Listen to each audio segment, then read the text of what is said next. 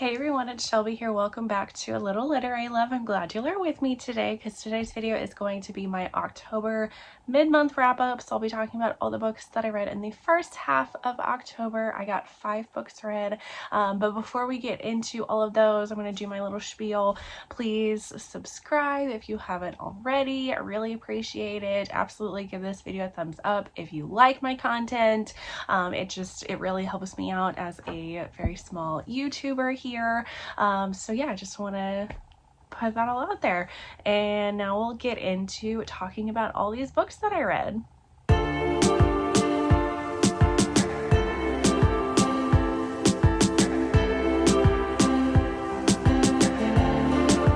So I read 5 books for the first half of October. I don't know, I'm still kind of like, I feel like I'm trying to get out of my slump. I feel like I was starting to somewhat go into, but I've been so busy. I went to book convention, and with my like home life, having my kids, I just have not been as quick with reading as I used to, so it's just been a lot slower for me to read and get through books. But I did finish 5. The first one, the majority of this book I did read in September, and I just never finished it because it's just a big chunker of a book. So enough babbling, we'll get into those books. So the first one is Between Fear and Favor by Jess Weisskopf, which is the 3rd book of the Divine Between series. I got an arc of this, and it just took me like 4 weeks to finish this. It is a large book. I don't want to say too much about this one because, like I said, this is the 3rd book of a series. Each book in this series plays off of the next book, so this one takes place and picks up right where book 2 left off. Each book ends on a pretty big cliffhanger. This one is no exception. He has a huge cliffhanger.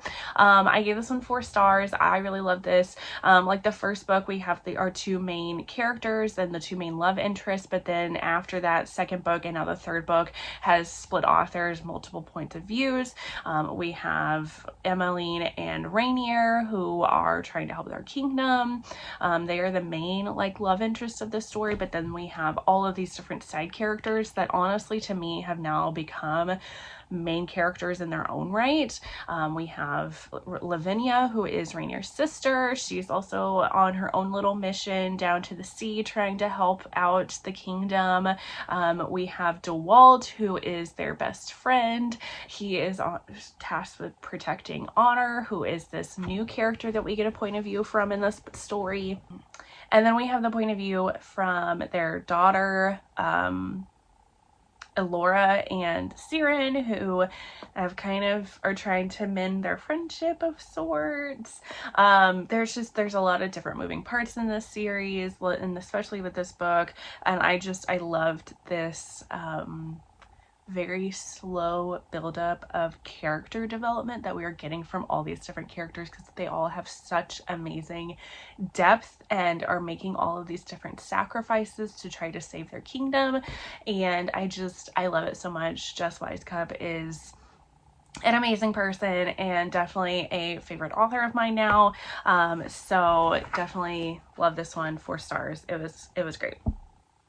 Then I read The Marriage Hex by Sarah Blue. This is another arc that I was able to read. So this is a paranormal romance. We have our 2 characters, Violet and Silas. They are best friends, and they are, at the very beginning of the story, they are teenagers, and they make a pact to get married by the time they turn 30 if they haven't already found their love interest. And then Violet's grandmother, who she didn't realize that she had a grandmother, comes in and takes her away, and then they never see each other again. So then it's years later, and they live in this this town in Louisiana.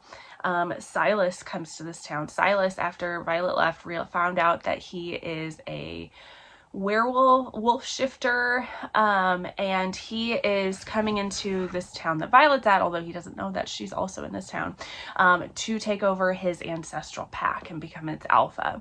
So he does that, and then he realizes that all the different supernatural clans do not get along in this town, and he is wanting to broker peace. So he meets with like the witches and finds out that Violet is heir to the witch clan. So they are like enemies because none of these clans get together or get along with each other. But then on the morning of Violet's 30th birthday, they realized that their pact that they made when they were teenagers was actually a binding pact, that she made some sort of spell happen to put this forth, and they end up having to go to the courthouse and get married.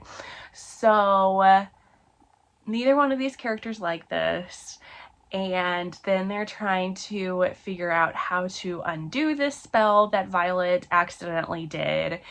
But also Silas realizes he has his inner wolf, Thorin, claims Violet as his mate and knows that she is their fated mate.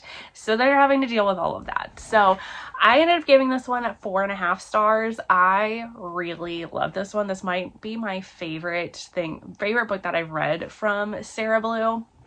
This was just, it was so sweet, and the banter between these characters was absolutely hilarious. I was laughing out loud in parts. There was also some deeper moments in this one as well. I ended up crying. It was so good. I was blown away by this. Steamy scenes were amazing. The depth of the characters was just so good, with all the things that they're dealing with, and I just love this one, and it was absolutely one of the perfect books to read for October, for spooky season. I will not recommend this book enough for this time of year because it was absolutely perfect. Then I read Seduced by Moonlight by Kenya Wright. This is another paranormal romance. So this one is about our female main character, Amani. She is a waitress in this small town. She's waiting tables, and then our male main character of the story, Aiden, and his pack, group of friends, plows into this town, and they're all very mysterious. Everybody's trying to figure out who they are, and he catches the eye of Amani. Like, they kind of have this like instant connection to one another, and so they kind of have this thing going on. But then witches come into this town and start to wreak havoc. So Aiden has to reveal that he is a wolf shifter, werewolf, part of a pack, and he has to reveal everything about the supernatural world to her in order to keep her safe. And then they have this like big old relationship, and it turns out that she's kind of like fated to be with him. So it's very interesting. I ended up giving this one 3.5 stars. I did not like this one as much as I was hoping to. Again, I thought the world of this was very interesting. All of the lore and the world building that this author did for this was a little bit more unique than what I typically find with paranormal romances, with like wolf shifters and vampires and witches and all of that sort of, all those different kind of magical creatures. And I did really like the sexual chemistry that these two characters had. It was very sensual, very off the charts. That is something I'm finding from reading Kenya Wright's books, that she does write very sensual, passionate type of love stories. However, I thought their kind of love story was a little bit more on the insta-love side. So if you're a fan of that, you might like this. I am not the biggest fan of that, so that one was one of the reasons why this one did not work. It also was just, it's probably a me thing, but it's kind of a pet peeve of mine, that this just really felt like very anti-women. I'm just not really a fan of witches and women being the antagonist of a story, just because like historically witches and women were vilified in historical times, and honestly probably still now. and it was all just because they're women. Like, and I don't know, that's just something that doesn't jive really well with me. So the fact that they did that in this story, I didn't really care for, because like I said, it was very much a group of women that are witches are the villains of the story. And then we have a group of shifter men who are the rescuers, and they save the day. And that just didn't sit very well with me. I don't know. Like I said, if that doesn't bother you, you might like this story. It just kind of irked me. But not that Kenny Wright is a bad writer. I've read several of her stories. I probably will continue to read her stories because I do like her as an author. This one it just didn't really work for me. Then I read The Night Runs Red by Amber Palmer. This is another paranormal romance. If you can see a trend, I am in the whole paranormal romance, vampire type of mood right now. So this one is about, we have our species, we have the Fae and the vampires, and every so often, due to this curse that was placed upon these two species by a god, one person from each species will have this like mark on them every so often, and the people that have those, they have to get married, and otherwise bad things will happen. So our two characters are the people that are supposed to get married. Our female main character is a Fae like princess of sorts, and our male main character is a vampire, and they are forced to get married, this like arranged marriage of sorts, in order to appease this god. So I gave this one 3 stars. I wanted to like this one so much more than I did. I've heard really good things about this series, and I've heard good things about this author. However, this needed a lot of work. I think this had a really great idea and a really great premise. The execution was lacking for me. Number one, all of the characters, I've said this for several of the books before, with the depth of these characters. This one, all of the characters lacked so much depth.